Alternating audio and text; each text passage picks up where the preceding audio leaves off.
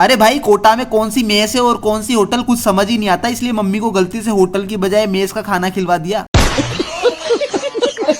तो गाइस दरअसल हुआ यूं कि आज मैं जा रहा था कोटा वहाँ की कोचिंगों से बैग और टी शर्ट के ऑर्डर लेने के लिए। इतने में मम्मी ने जिद करी कि मैं भी जाऊंगी कोटा, में कभी कोटा गई नहीं, इसलिए मम्मी को भी साथ में लेकर और हाथ में झोला लटकाकर मैं निकल पड़ा सिंधी कैंप बस स्टैंड की ओर। फाइनली गाइस हम सिंधी कैंप बस स्टैंड पहुंच गए और मम्मी कोटा जाने के लिए इतनी एक्साइटेड थी कि फटाफट भाग रही थी। फिर गाइस थोड़ी देर में ही हमें जयपुर से कोटा जाने वाली बस मिल गई और हम कोटा के लिए रवाना हो गए। लेकिन एक सेकंड,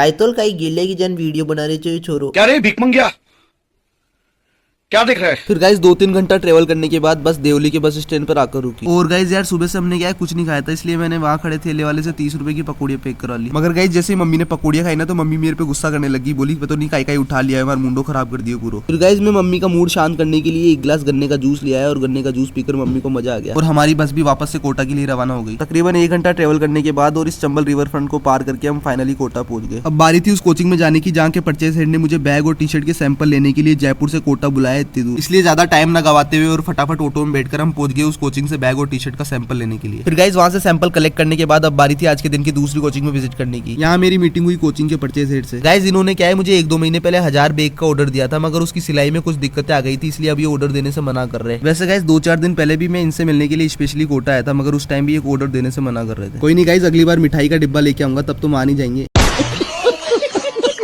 फिर गाइस ऐसे ही हम पहुंच गए कोटा की सबसे बड़ी कोचिंग एलन में बैग और टी शर्ट के ऑर्डर लेने के लिए। मगर वहां पहुंचे तो पता चला कि कोचिंग के परचेज हेड आज छुट्टी पर है, इसलिए अब क्या करते मजबूरी में हमें वहां से भी रवाना होना पड़ा। फिर गाइस ऐसे ही पूरे दिन भर इधर उधर घूमने के कारण हमें भूख लगने लग गई, इसलिए हम पाव भाजी के ठेले पर चले गए पाव भाजी खाने। साला पाव भाजी खाने के बाद भूख कम होने की बजाय और ज्यादा लगने लग गई, इसलिए मैंने पास ही में कोई पवित्र होटल ढूंढा और मम्मी को इस जगह की हाइजीन बढ़िया लगी, इसलिए हम यहाँ खाना खाने के लिए बैठ गए। मगर खाना खाते टाइम पता चला कि ये होटल नहीं मेस है जहाँ स्टूडेंट्स खाना खाने आते हैं रोज। भाई वीडियो में जितने भी लोग देख रहे हो सारे स्टूडेंट है, कोई भी कस्टमर नहीं था यहाँ पे, सिर्फ मम्मी और मेरे को छोड़कर। अब गाइस हम भी क्या करें, साला समझ ही नहीं आता कि कौन सी होटल है और कौन सी मेस। बाहर अपनी दुकान के बाहर बोर्ड भी तो नहीं लगाते ये। मगर गाइस कुछ भी बोलो यहाँ का दाल बाटी बढ़िया लगा। फिर यहाँ से खाना खाकर हम जयपुर की ओर रवाना हो गए।